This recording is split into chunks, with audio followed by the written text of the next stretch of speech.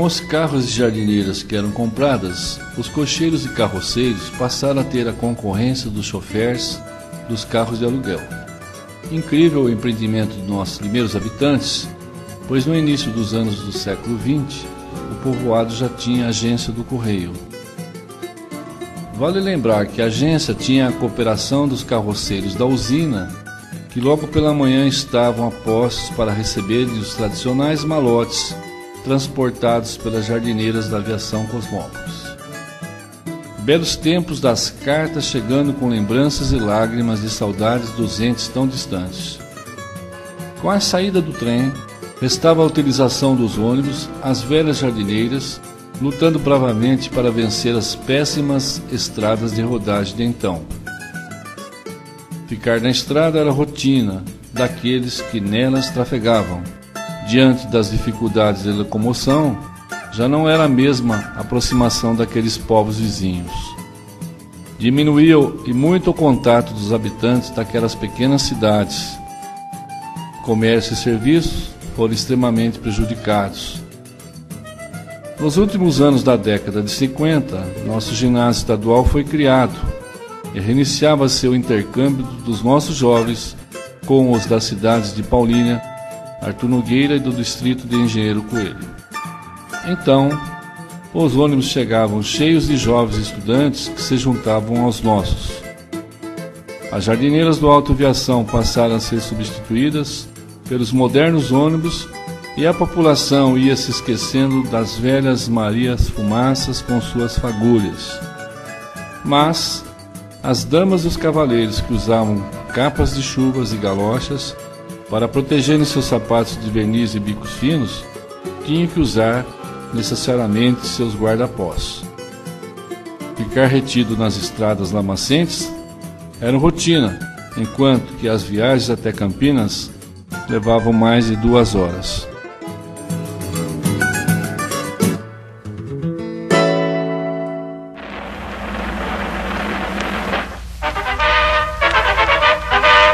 Amigo ouvinte, aqui fala o repórter Esso, testemunho ocular da história.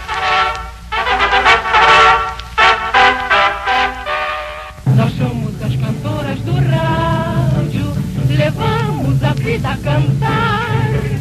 De noite embalamos teu sono, de manhã nós vamos te acordar. O que é que a baiana tem? O que é que a baiana tem? A prisão de ventre que é coisa atroz, pílula de vida dos outros. Use sempre o herói, trabalhante lá em cima. Alô, alô, Rádio Inconfidência Mineira. Vamos formar neste momento a rede Colgate Palmolive para a transmissão de O Crime Não Compensa. O primeiro aparelho de rádio da cidade chegou logo depois de sua invenção. No ano de 1927 já existia um em funcionamento. É claro que com as dificuldades da época, tinha longa antena, fio terra e muito chiado. O proprietário e pioneiro do aparelho era André Madsen, que hoje dá nome a uma importante rua da cidade.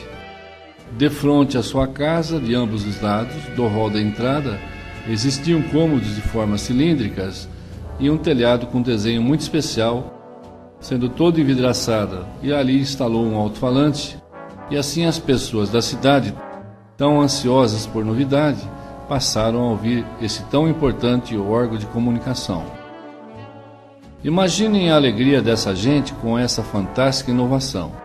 Antes, já existiam aqueles aparelhos rudimentares, feitos pelo André e outras pessoas da vila, com cristais de galena. Eram protótipos do rádio.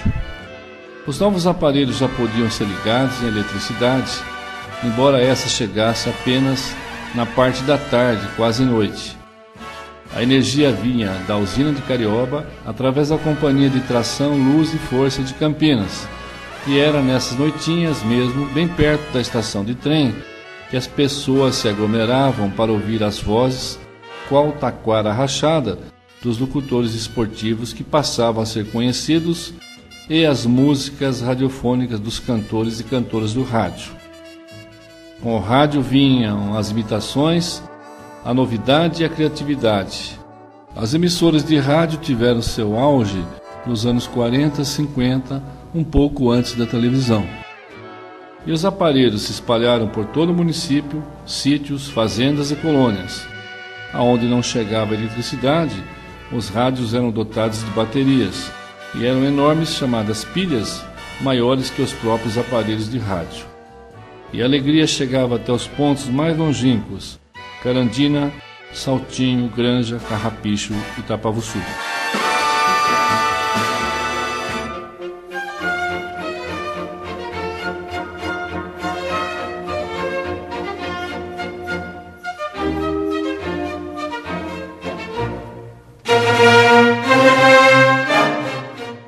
Quando nossos primeiros descobridores aqui chegaram, pelos idos dos anos de 1870, ficaram deslumbrados com as nossas belezas naturais. A fazenda do Funil era uma autêntica floresta natural, composta de vegetação exuberante.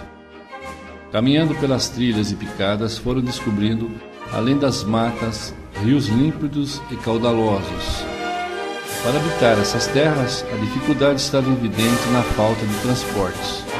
O solo de primeira qualidade era próprio para as diversas culturas. Não havia estradas, apenas caminhos. A estrada de ferro seria a solução e em 1886 ela já estava prevista. Faltavam os empreendedores e avultuosos investimentos para se levar a cabo esta inovação. Essa iniciativa começaria a ter sucesso pelos anos de 1891, mas o deslumbramento de nossos primeiros visitantes oficiais era aumentado ao avistar os rios límpidos, despoluídos e caudalosos que cortavam incessantemente nossas terras.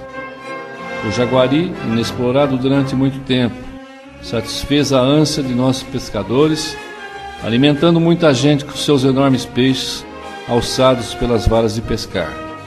Suas águas, mesmo nos tempos de estiagem, possibilitavam a circulação de barcos.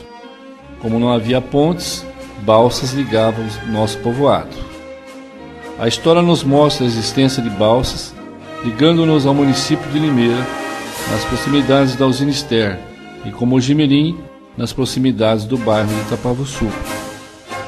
Por esse nome é possível que tribos indígenas tenham habitado nossas terras em tempos remotos, quando homens ousados construíram uma ponte nos ligando às terras campineiras.